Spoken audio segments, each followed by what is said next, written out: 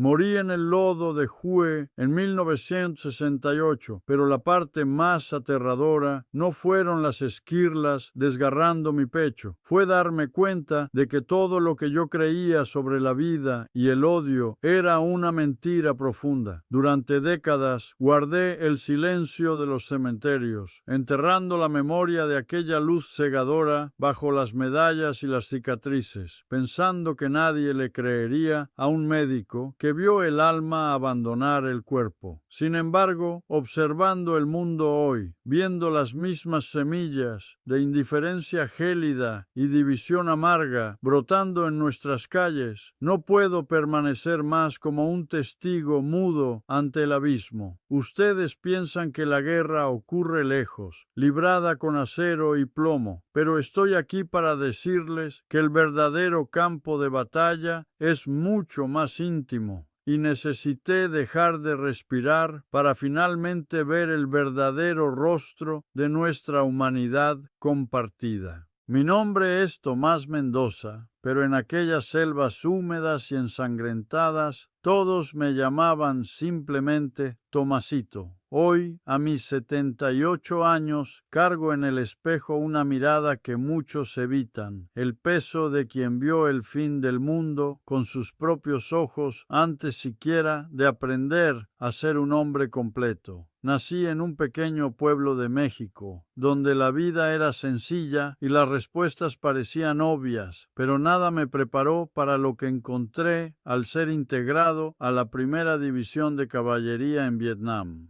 Yo no era el soldado que apretaba el gatillo frenéticamente o que buscaba la gloria en las trincheras. Yo era el médico de combate, el doc, encargado de intentar coser los pedazos de sueños que la guerra insistía en astillar cada segundo. Mi misión era reparar lo que el odio destruía, sumergiendo mis manos en el calor de las entrañas bajo el cielo opresivo. Serví durante 2 años continuos en aquel infierno verde, un periodo que pareció una eternidad de lodo, sudor y gritos sofocados por la artillería constante. Recibí la estrella de plata por valentía bajo fuego enemigo y un corazón púrpura que marca físicamente el día en que mi vida casi se desvaneció. Pero esas medallas son solo pedazos de metal frío, comparadas con la autoridad moral que el dolor me confirió. No soy un predicador, mucho menos un fanático religioso, intentando vender una verdad fabricada para consolar corazones afligidos. Soy un hombre práctico, un sobreviviente endurecido por la ciencia bruta del trauma y por el olor metálico de la sangre fresca en el suelo. Durante décadas me resistí a compartir lo que me sucedió, pues sé lo increíble que suena mi historia para quien nunca ha sentido el frío de la muerte rozando su piel en un campo de batalla. El aire en Hue durante los primeros días de 1968 ya no parecía oxígeno. Era una sopa espesa y sofocante de lluvia monzónica, piedra pulverizada y el olor omnipresente y dulcemente empalagoso del polen de la pólvora. Cada paso por las antiguas calles de adoquines en ruinas se sentía como una caminata por una pesadilla donde templos milenarios fueron reducidos a esqueletos negros y retorcidos de su gloria pasada. El paisaje urbano era un laberinto claustrofóbico de sombras donde francotiradores invisibles esperaban la menor vacilación, transformando nuestra realidad en un juego letal de pulgadas y milisegundos. Recuerdo la humedad constante y pesada pegada a mi uniforme como una segunda piel inmunda, mientras el sabor metálico de la sangre fresca parecía manchar hasta el agua que intentábamos beber. Era un ambiente diseñado para despojar cada capa de cordura, dejando solo el instinto primordial de sobrevivir una hora más en aquel infierno. El paisaje sonoro de aquel campo de batalla permanece grabado en mi mente con una claridad aterradora, una sinfonía discordante de caos absoluto que nunca permitía un momento siquiera de paz. Había un zumbido constante y enloquecedor de las moscas sobrevolando cosas que ningún ojo humano debería presenciar, puntuado por los gritos agudos y desesperados de muchachos recién salidos de la escuela, clamando por madres que jamás los escucharían. Por encima de todo, el impacto rítmico de la artillería pesada creaba una vibración que hacía parecer que la propia tierra estaba gritando en agonía bajo el peso de nuestro odio colectivo. Mi pelotón original ya había sido casi totalmente diezmado, dejándome rodeado de extraños que compartían la misma expresión vacía de los muertos vivientes. Vivíamos en un estado de inminencia apocalíptica perpetua, donde la línea entre los vivos y los caídos era más fina que un solo latido sumergido en el lodo. Antes de que aquel proyectil de mortero lo cambiara todo, yo ya era un hombre con el alma muerta, caminando como un fantasma entre los vivos. El agotamiento psicológico absoluto drenó cada rastro de la fe de infancia que traje desde mi México querido, dejando solo un vacío corrosivo en el pecho. Mis manos estaban perpetuamente manchadas por la sangre caliente de amigos que no pude salvar, y su silencio me acusaba todas las noches en mis sueños febriles. Para sobrevivir a aquella masacre diaria, necesité deshumanizarme por completo, transformando al enemigo en meras sombras demoníacas que no merecían misericordia, solo el fin. Operaba en un piloto automático anestesiado, temiendo profundamente que, si salía vivo de aquellas trincheras, nunca más sería capaz de amar o sentir compasión por otro ser humano. Esperaba secretamente que la muerte me liberara de aquel purgatorio terrenal donde la bondad había sido enterrada profundamente en el fango. El momento de mi partida comenzó en un cruce caótico de Hue, donde el mundo parecía desmoronarse en un vórtice de escombros y fuego. Estaba arrodillado en el lodo, mis manos resbaladizas con el chorro arterial caliente de un joven recluta cuya pierna había sido virtualmente borrada por una ráfaga de ametralladora. Estaba girando frenéticamente un torniquete, mi visión estrechada en la tarea de salvar una vida más en medio de la carnicería, cuando el silbido agudo de una granada de mortero cortó el rugido del combate. Cayó a menos de 2 metros de donde estábamos un puño de titán golpeando la tierra con una fuerza que literalmente succionó el oxígeno de mis pulmones. No escuché la explosión tanto como sentí que desgarraba el tejido de la realidad mientras esquirlas incandescentes atravesaban mi pecho izquierdo y mi cuello, transformando instantáneamente el mundo en un borrón gris de humo acre y asfixiante. Al golpear el suelo, un frío paralizante comenzó a extenderse por mis extremidades, chocando violentamente con la sensación de quemazón indescriptible donde el metal había labrado su camino a través de mi carne. Intenté jadear buscando aire, pero todo lo que encontré fue el gusto metálico espeso del cobre mientras comenzaba a ahogarme con mi propia sangre, que burbujeaba desde mis pulmones destrozados. Mi visión comenzó a contraerse en un túnel estrecho y oscuro, dejando solo un pequeño círculo del cielo gris y lleno de humo visible sobre mí. Sorprendentemente, el terror que esperaba fue reemplazado por una extraña y profunda aceptación. La perspectiva de morir se sentía como la invitación a una cama suave y cálida tras años de insomnio agonizante.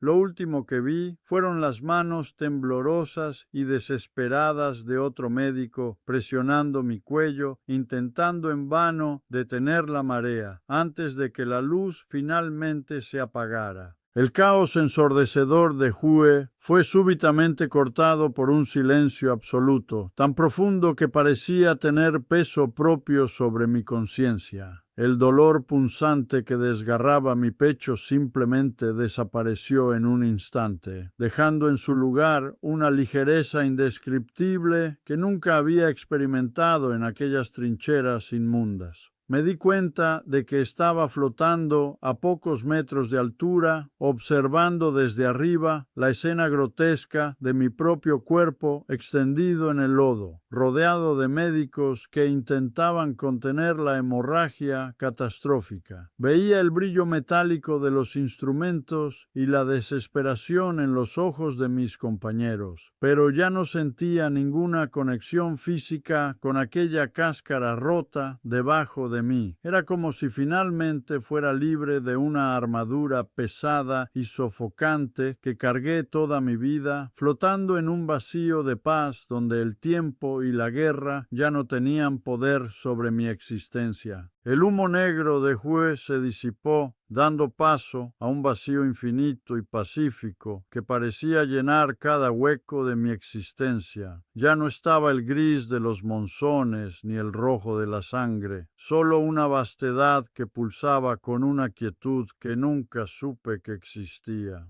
De ese vacío emergió una luz de brillo insoportable para cualquier ojo físico, pero profundamente acogedora para mi conciencia desnuda y vulnerable. Era una claridad que no solo iluminaba el ambiente, sino que parecía penetrar a través de mí, lavando cada rastro de miedo y trauma que había cargado en aquellas selvas húmedas. Sentí que el tiempo, esa regla cruel que gobierna a los vivos, se había doblado y desaparecido por completo, dejándome en un presente eterno, donde la urgencia de la supervivencia no pasaba de ser un recuerdo lejano y sin sentido alguno para quien ahora habitaba la propia esencia de la luz pura del vasto infinito. De aquella luz magnánima, una presencia comenzó a materializarse, acercándose con una serenidad que silenciaba cualquier duda remanente en mi espíritu. Debido a mi crianza en un pequeño pueblo devoto y a la necesidad humana de ponerle un nombre a lo divino, mi mente inmediatamente la identificó como la figura de Jesús. Pero no era el personaje de los vitrales de las iglesias o de los sermones dominicales. Él no traía dogmas, ni cargaba el peso de juicios bíblicos o amenazas de castigo eterno. En cambio, emanaba un amor absoluto y abrumador que trascendía cualquier definición terrenal de afecto. Era una empatía aplastante y universal, una fuerza que parecía cargar el peso de toda la creación sin doblarse, llorando silenciosamente el dolor de cada vida humana que había visto perderse en aquel campo de batalla de forma tan banal, cruel y desprovista de cualquier sentido real frente a la grandeza de este encuentro espiritual. Aquel amor no era algo que yo recibía. Era algo en lo que estaba inmerso, como si cada célula de mi conciencia estuviera siendo reintegrada a una fuente original de donde nunca debió haber salido. No había necesidad de palabras articuladas, pues la comunicación ocurría en un nivel de vibración pura, donde cada pensamiento mío era comprendido antes siquiera de ser formulado por mi mente limitada. Sentí que todas las barreras que construí entre yo y el resto del mundo, todos los muros de odio e indiferencia que la guerra levantó en mi corazón, se estaban derritiendo ante aquella llama de compasión infinita. Era una sensación de pertenencia tan profunda que la idea de individualidad comenzaba a disolverse, revelando que nunca estuve solo, incluso en los momentos más oscuros y solitarios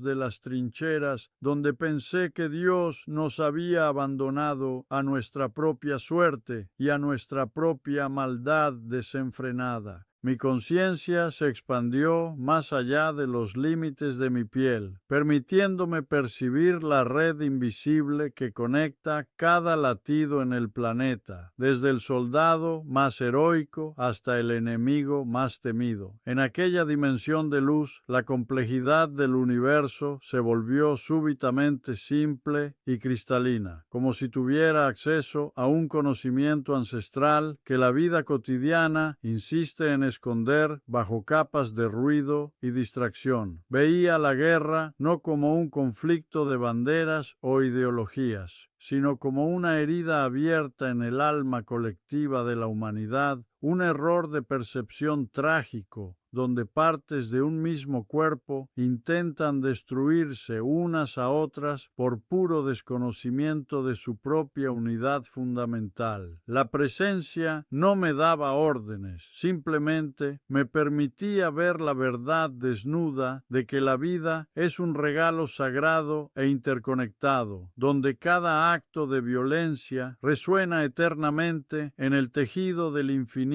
sin fin. Los minutos en los que mi cuerpo físico estaba siendo reanimado por manos desesperadas en el lodo de Hui parecieron durar siglos enteros en aquella vastedad atemporal y gloriosa. No había prisa, ni el tic-tac ansioso de los relojes que miden nuestras vidas cortas. Había solo la plenitud de un ser que encontró su verdadero hogar espiritual en medio del vacío. Cada segundo de silencio era llenado por una sabiduría que no exigía libros ni explicaciones, solo la entrega total a una paz que sobrepasa todo entendimiento humano que intenté buscar en la medicina o en la filosofía de supervivencia. Estaba en el ápice de mi existencia, despojado de medallas, de uniformes y de nombres vacíos, siendo solo una chispa de luz, regresando al fuego central de una creación que es movida, del principio al fin, por un propósito de unión y amor incondicional que el mundo físico raramente logra vislumbrar. En aquella luz no hubo un juicio externo, sino un despliegue de mi propia memoria, bajo una perspectiva de claridad absoluta que jamás alcanzaría en vida.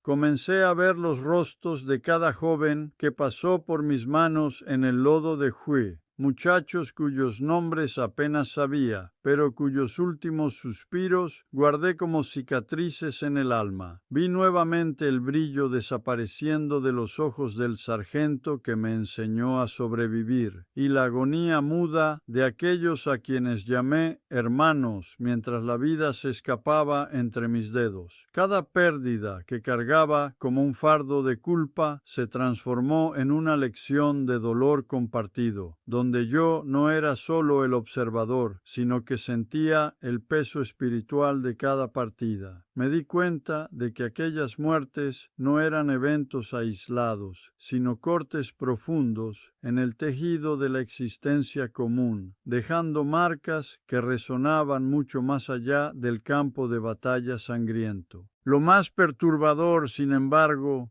fue cuando la revisión de la vida me llevó a enfrentar los rostros de aquellos a quienes aprendí a llamar enemigos, hombres que veía solo como sombras letales bajo el dosel de la selva. En presencia de aquella luz, la deshumanización que usé como escudo se desmoronó, revelando que el dolor de una madre vietnamita llorando por su hijo caído era exactamente idéntico a la agonía de mi propia madre en México. Sentí la conexión vibrante entre cada vida cegada por mi unidad militar, dándome cuenta de que al luchar contra el otro, nos estábamos hiriendo a nosotros mismos en un nivel espiritual profundo que la mente consciente raramente comprende. La culpa que sentía fue resignificada como una comprensión aterradora de nuestra futilidad al luchar contra reflejos de nuestra propia humanidad. Entendí que cada gota de sangre derramada en aquel suelo extranjero era un desperdicio sagrado que deshonraba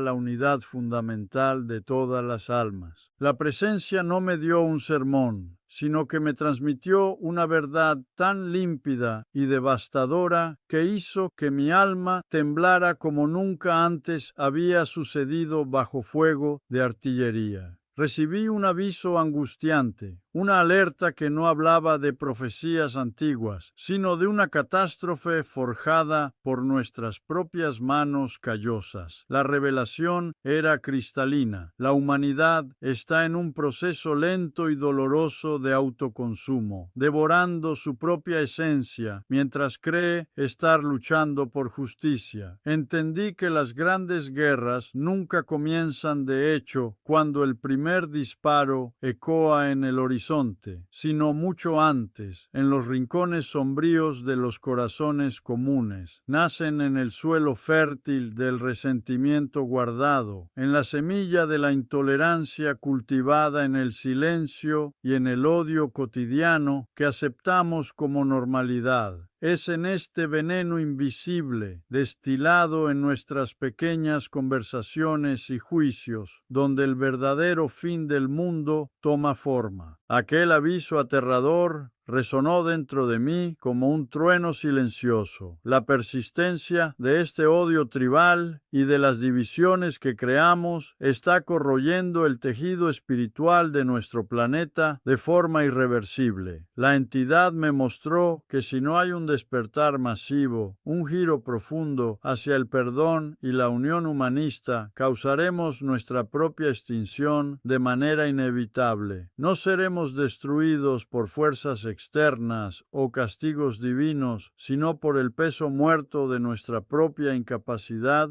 de ver lo sagrado en la vida del prójimo. El regalo de la existencia está siendo tratado como algo desechable ante nuestras ideologías ciegas, y el reloj corre contra nosotros. Vi que la salvación no reside en tratados de paz firmados por hombres en trajes caros, sino en la valentía de cada persona común de bajar las armas del espíritu y elegir la empatía como único camino para evitar el abismo que se abre bajo nuestros pies. El regreso a la materia fue como ser violentamente succionado por un abismo negro y estrecho, una sensación de compresión brutal que parecía aplastar mi conciencia infinita de vuelta a una caja minúscula y rota. De repente, el silencio divino fue reemplazado por el ruido ensordecedor de pitidos médicos y un dolor físico tan intenso que parecía que cada nervio de mi cuerpo estaba siendo incendiado simultáneamente. Desperté días después en una cama de hospital en la base de Da Nang, con el peso abrumador de mi cuerpo anclándome a la realidad como si estuviera sumergido en plomo líquido. El choque de estar atrapado en la carne, después de haber experimentado la libertad total de la luz, fue una agonía que me hizo gritar no por las heridas, sino por la pérdida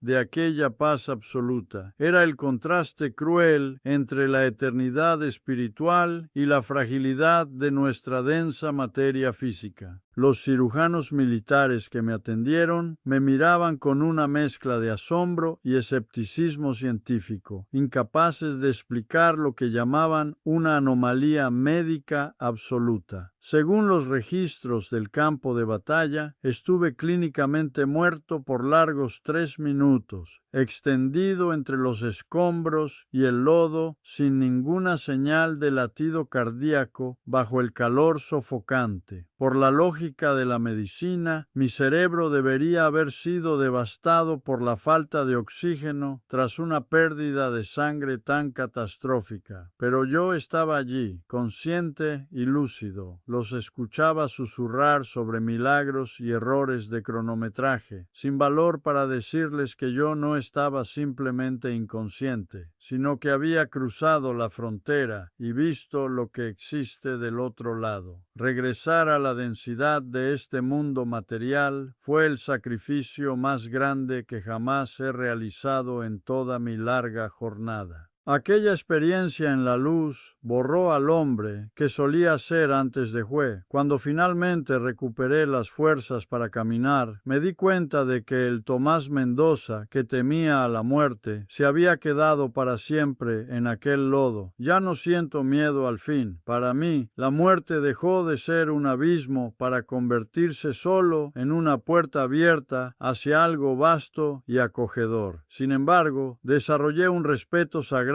por la vida en todas sus formas, algo que las medallas que recibí nunca podrían expresar. Me negué a tocar armas nuevamente y dediqué las décadas siguientes a tratar los dolores invisibles de los veteranos, intentando sanar las almas que la guerra fragmentó. El odio que sentía por el antiguo enemigo desapareció por completo, reemplazado por una empatía radical que me impide juzgar a cualquier ser humano. Entendí que honrar a los muertos es enseñar a los vivos a dejar de matar. Hoy, al observar el mundo moderno a través de mis ojos cansados de 78 años, siento una angustia que aprieta mi pecho con la misma fuerza que la esquirla que me alcanzó en Hue. Miro las redes sociales y veo el odio destilado en palabras crueles, las grietas políticas profundas que ahora separan a familias enteras en medio de una comida y la completa deshumanización de quien se atreve a pensar diferente. Me doy cuenta, con un choque de realidad devastador, de que la advertencia aterradora que recibí en aquella luz no era sobre un futuro lejano o místico, sino sobre el exacto momento en que vivimos hoy. La guerra que conocí solo cambió de formato, migrando de las trincheras lodosas a las pantallas frías de los celulares, y la falta de empatía moderna está acelerando el mismo proceso de autodestrucción espiritual que la entidad me advirtió hace décadas sin ninguna vacilación. La guerra que luché en 1968 nunca terminó de verdad, simplemente se fragmentó en millones de pedazos minúsculos que ahora residen en nuestros hogares y en la forma en que miramos a nuestros vecinos. Si estás escuchando esto y existe un puente quemado en tu vida, un miembro de la familia con quien no hablas debido a una divergencia política o un vecino que has aprendido a despreciar, te imploro que resuelvas eso hoy mismo. No esperes a una catástrofe para darte cuenta de que la persona al otro lado de esa división carga la misma chispa sagrada de vida que vi en aquella luz divina. Si estás peleado con alguien a quien amas, toma el teléfono y llama ahora mismo. No dejes que la sombra fría del odio gane una victoria dentro de tu propio corazón. Tenemos muy poco tiempo para permanecer así de distantes y amargados.